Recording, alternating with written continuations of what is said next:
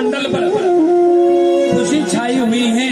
बोले कम से कम किसी ने मेरी अच्छे से गंभीर रूप से परीक्षा तो ली है। उसमें उत्तीर्ण हो गए और कहा आपने काम, क्रोध, मोह, लोभ, अहंकार सबको जीत लिया। सजनों, अब भागवत दे दी, 18,000 श्लोकों की संगीता उड़ेल दी, लेकिन जो निर्वस्त्र होते हैं उनको भागवत सुनाने का अधिकार नहीं है और न सुनने का अधिकार है।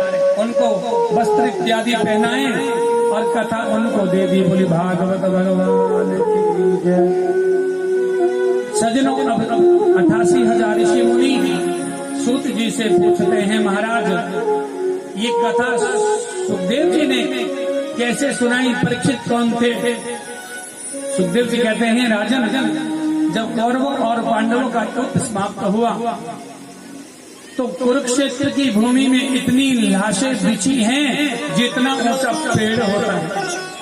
कौवे को, चील को नीचे उतरने की जरूरत नहीं है, पेड़ पर बैठे तो वहीं से नोच नोच करके मांस खाया जाता है। और कुरुक्षेत्र की भूमि में 23,000 अक्षौणी सेना का वध हुआ है। कहीं 18,000 का भी व्याख्यान है। और वहां का जो मृदा है, मतलब मिट्टी है ना, वो अब भी लाल है, क्योंकि इतने वीरों का वहां पर रक्त बहाया गया है। उसी भीड़ में जो है दुर्योधन की दोनों जंघों पर भीमसेन ने इतना गंभीर प्रहार कर रखा है, उठ नहीं सकता। क्यों?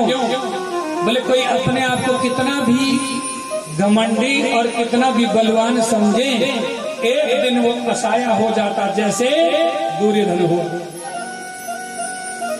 रो रहा है, कोई मुझे बचाए तो सही, कोई आए तो सही, मेरी चिकित्सा तो करें। और उसी भीड़ में जो है अश्वत्थामा आए हैं। अश्वत्थामा ने पूछा, भैया तुम्हारा ये हाल किसने किया? बोले क्या बताओ मेरे भाई, जब तक पांडव सुरक्षित है ना तब तक मेरे प्राण नहीं निकलेंगे। कहने का मतलब जब कोई बीमार हो जावे, अंतिम उसको जो है बिस्तर लग जावे, उस वक्त सारी दुर्भावना छोड़नी चाहिए और प्रभु का स्तवन करना चाहिए। लेकिन दुष्ट ने आज भी नहीं छोड़ा।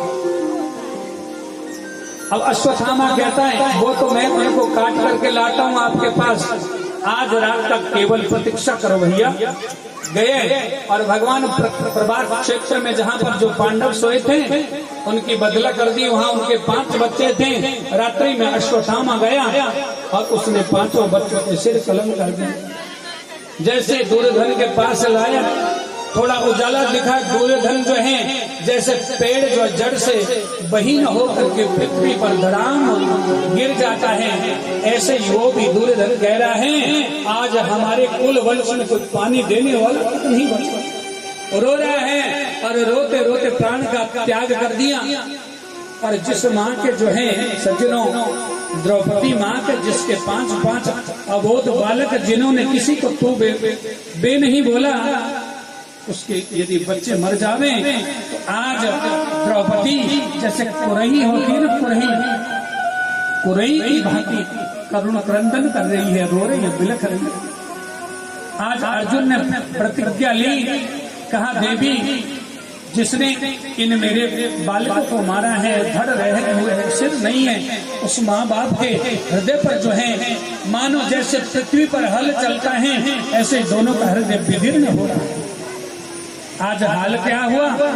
प्रतिज्ञा ली है आज दुर्योधन ने, अर्जुन ने प्रतिज्ञा ली है, मैं उसको नहीं छोड़ूंगा, उसको पकड़ के लाऊंगा।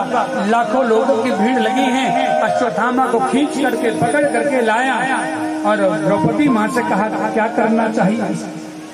बोलो देवी, इसके खंड खंड मैंने टुकड़े टुकड़े करके कौवे को, चील को, कुत्ते को खिला